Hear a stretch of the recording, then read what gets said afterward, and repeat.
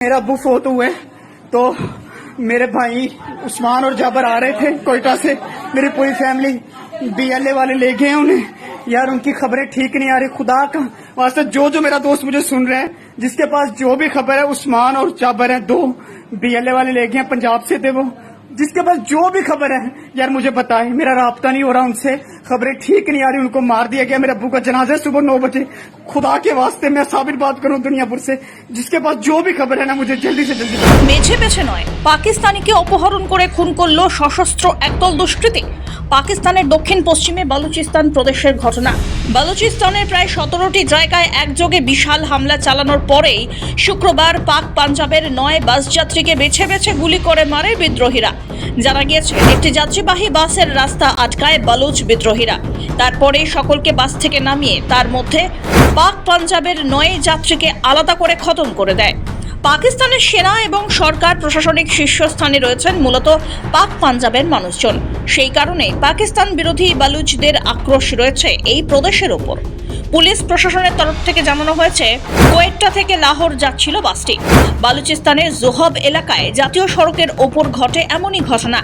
সশস্ত্র বিদ্রোহীরা বাস যাত্রীদের পরিচয়পত্র দেখে পাক পাঞ্জাবি যাত্রীদের নামিয়ে দেয়। পুলিশ জানিয়েছে, পাঞ্জাবের বিভিন্ন এলাকায় বসবাস করতেন এই যাত্রীরা। এই অঞ্চলের অন্যতম সক্রিয় বিদ্রোহী গোষ্ঠী বালুচ লিবারেশন আর্মি দীর্ঘদিন ধরে আফগানিস্তান এবং ইরান সীমান্তবর্তী খনিজ সমৃদ্ধ এই প্রদেশে কার্যকলাপ চালিয়ে যাচ্ছে। বালুচ জঙ্গিদের পাকিস্তান প্রশাসনের বিরুদ্ধে অভিযোগ যে তারা পাঞ্জাব প্রদেশের সুবিধার্থে বালুচিস্তানের সম্পদ কাজে লাগাচ্ছে, আর যার ফলে এই হিংসা আর অস্থিরতা।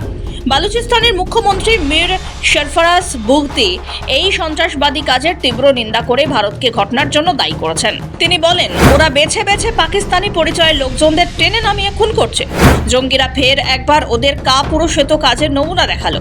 বুগতি এই ধরনের সন্ত্রাসবাদী দেশের বিরুদ্ধে যুদ্ধ ঘোষণা বলে বর্ণনা করেন। বলেন, তারাও কঠিন এবং জঙ্গিদের নিকেশ করে ছাড়বে।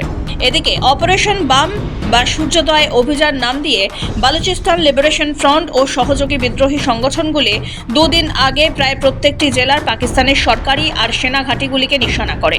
মঙ্গলবার রাতভর চলা ওই অভিযান কয়েক বছরের মধ্যে প্রথম বলে মনে করা হচ্ছে। বিএলএফ দাবি করেছে, এই অভিযান দশকের পর দশক পুরনো পাকিস্তান সরকার বিরোধী লড়াইয়ের এক নতুন অধ্যায়। তারাই এই অভিযানের দায় স্বীকার করেছে। বালুচিস্তান প্রদেশের 17টি জায়গায় হামলা, পাকিস্তানের যোগাযোগ ব্যবস্থা বিচ্ছিন্ন করা ছাড়াও বেশ কিছু প্রশাসনিক ভবন গুঁড়িয়ে দিয়েছেন বিরোধীরা। এছাড়াও বেশ কয়েকটি মিলিটারি চেক পয়েন্ট উড়িয়ে দেওয়া হয়েছে।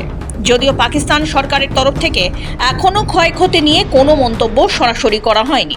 এক বিবৃতিতে বিএলএফ এর তরফ থেকে জানানো হয়, বালুচের জাতীয় মুক্তি আন্দোলন যুদ্ধের নতুন সূর্যোদয় ঘটল এই অভিযান। মখরান উপকূল থেকে কোহ-ই-সুলেমান পার্বত্য এলাকা পর্যন্ত একযোগে অভিযান চালিয়ে যান তারা। এখানেই শেষ নয়, স্বাধীনতা অর্জন না করা পর্যন্ত এই অভিযান চলবে বলেও হুঁশিয়ারি দেন। পাকিস্তান সরকারের বিরুদ্ধে প্রতিরোধ আন্দোলন এক নয়া মাত্রা পেতে চলেছে। যে কোনো প্রতিকূল অবস্থাতেও যে বালুচ সেনাবাহিনী তাদের ক্ষমতা প্রদর্শন করতে পারে তা বুঝিয়ে দেওয়া হয়েছে পাকিস্তানি সরকারকে। সরকারি কর্মী, সেনা ও ভবনের মারাত্মক ক্ষতি করে দেওয়ার দাবি করলেও পাকিস্তান সরকার এ ব্যাপারে মুখে কুলুপ এঁটেছে। বেশ কিছুদিন ধরে বালুচিস্তানের পরিস্থিতি যথেষ্ট অশান্ত। বিচ্ছিন্নতাকামীরা একদিকে স্বাধীনতার ঘোষণা করেছেন, অন্যদিকে সশস্ত্র সংগঠনগুলি পরপর চরমপন্থা অবলম্বন করছে।